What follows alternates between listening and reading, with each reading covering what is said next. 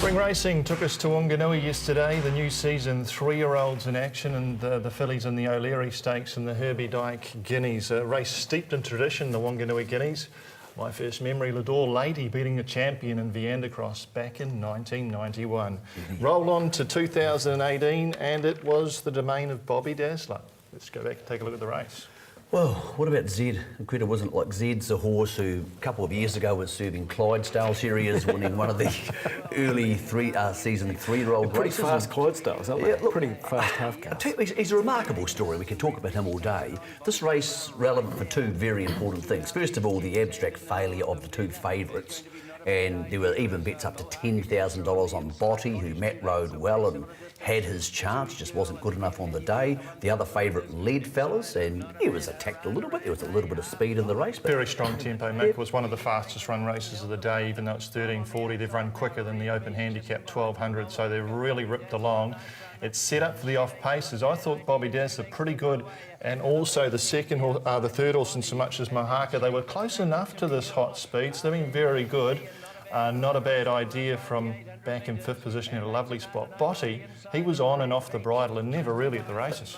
I thought the same thing. I know the tempo was hot, but as you said, the horses who are moving to the outside, and the horse who came up the inside of Mohaka was still there. I thought Botti would swoop on them, but look, Bobby Dazzler hits the lead here. He's got the side winkers on, of course, and you think, oh, well, he's going to get beaten. Other horse goes past him, but like he did on debut 2 starts ago, he fights back, and he's just a horse who wants to be there. Here's the finish of the Herbie Dyke Wanganui Guineas.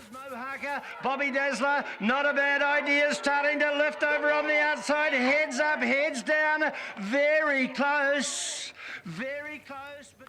And the colours of Humidor, of course, for the Carters. What a run they're having. Why don't we go back, though, and take a look at this protest, though, Mike? I thought it was borderline frivolous. Yeah, look, I thought so too, to be honest. I mean, the other horse had its chance to get there. I think Bobby Dazzler just fought back too well for it, and he's just a horse who wants to be there. But here we go. It's back at the 1,200, 1,100 metres, and when not a bad idea, just eases as Bobby Dazzler crosses into that 1 by 1. The tempo was so fast at the time. I think it's nearly borderline advantageous that he takes an ease. Danielle's perhaps come in a touch early. We're not that clear, but how much ground's he lost? Marginal, and that far from home.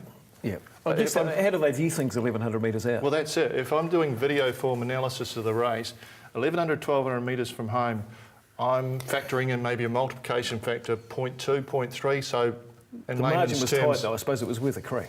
Oh, and also, you know, these races don't come along every day for those sort of stables, so they're having a crack at it. I understand what they're trying to think, but.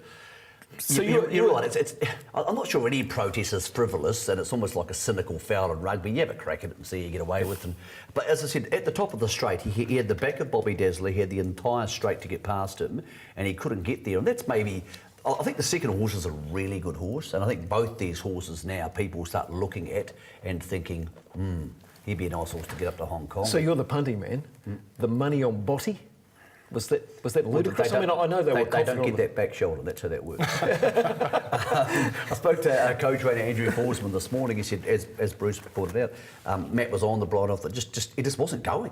And I said, look, the idea was to take him to Australia for the Derby, and you can't really take him on that. No. So they'll need to take him somewhere else and give him a run. Just speaking about Bobby Dazzler, he's going to be nommed, obviously, for the 2,000 guineas, so he'll head to Riccarton, and that's the main aim. Spoke to Steve, and he said, look, maybe not a Hastings horse, Bruce. He looks like Hastings might not be his natural go, like a track like that, but I suppose the tempo was good there. They might find another way to get to Riccarton. I wouldn't be surprised if the second horse got to Riccarton too, because he's a big, long strider. Yeah, lovely big action horse. Nice to see these emerging horses, because last year we had some good 2-year-olds like Sort of Osman, who's heading to Ruakaka next week to make his seasonal debut. But you need these horses coming through, and we see so much of it these days. You get those other horses up to go to Karaka, and those who can't make it just go to the trials and appear as 3-year-olds. And these two, the first two, and even Mohaka as a filly, have all come through pretty much out of nowhere. Just before we leave that race, Red Beach pulled up lame there. They require a vet check for it to return to the races. And, you know, we were talking last week that Hawke's Bay may be the second-tier 3-year-olds. What does that make that race? I'd be putting them on the same par at this stage. Really? Yeah. It's hard to line them up until they get on top of the ground, I think. Which could be another month or two. We had some stakes form in that Hawke's Bay race, which we didn't have here. These are coming off one win, midweek type races. They're on the way up. There might be more upside to this group of 3-year-olds, but the others already got that black tie. I'd go third tier myself. I think the upside's going to be in the 3-year-old fillies race. We spoke before about Botty not getting the job done for Baker Forsman. Well, Peaceful did, and on the preview show on Friday, and just when we were talking about the races all day yesterday, you thought to yourself, this is going to depend on how the track plays inside or outside, because the two best horses in the race were drawn 1 and 12, and that's exactly how it's worked out. It's worked out to the fact that Peaceful got to a nice place in the race, and the second favourite, actually the horse who started favourite, had to work that much harder, and it just worked out beautifully for the favourite, Bruce. Yeah, well, it wasn't a hard run race. It was the slowest in terms of tempo, over 1,200 metres. What a Smash has done a really good job off the front to keep going into fourth off what looked lesser form lines. Peaceful's in a great spot, 3 back.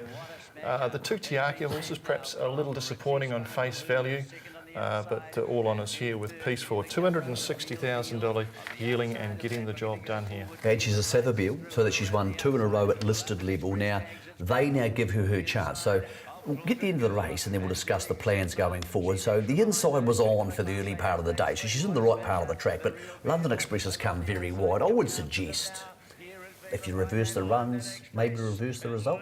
What do you think? Yeah, possibly. Two for the class is very good from the back.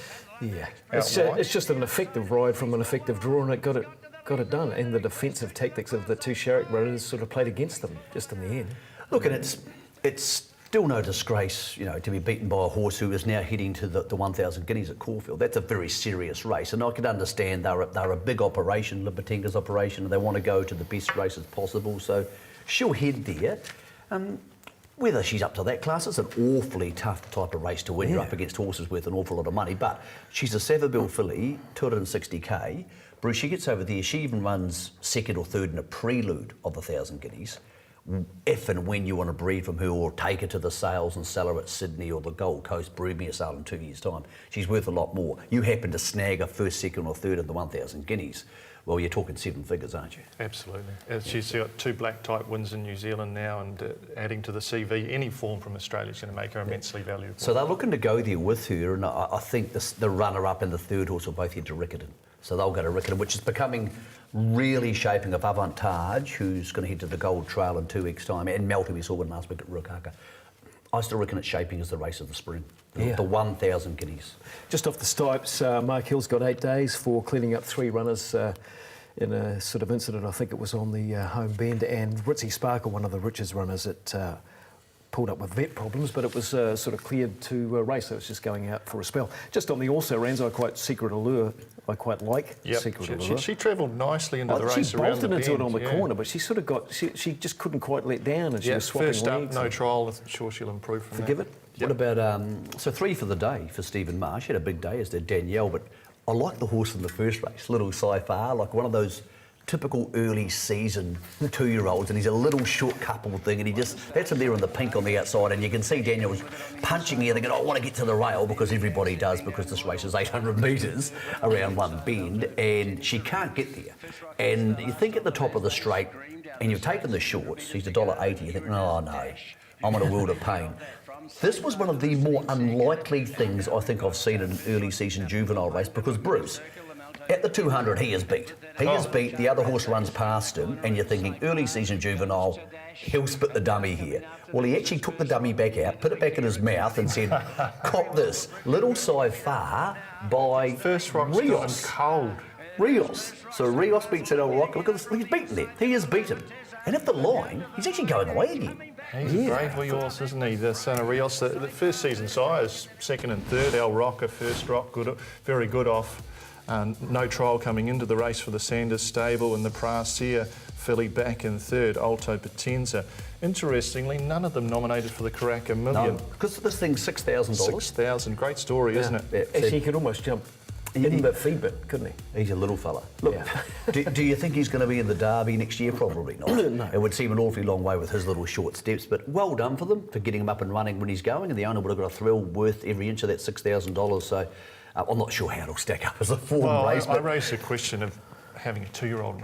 I know it's a race steeped in tradition, that the 2-year-old's at Wanganui in early September, but we're still 3 weeks away from the first Metropolitan 2-year-old in Australia, so we're going too early. I can tell you something, Bruce, that won't be won by a $6,000 yearling. That much we do know.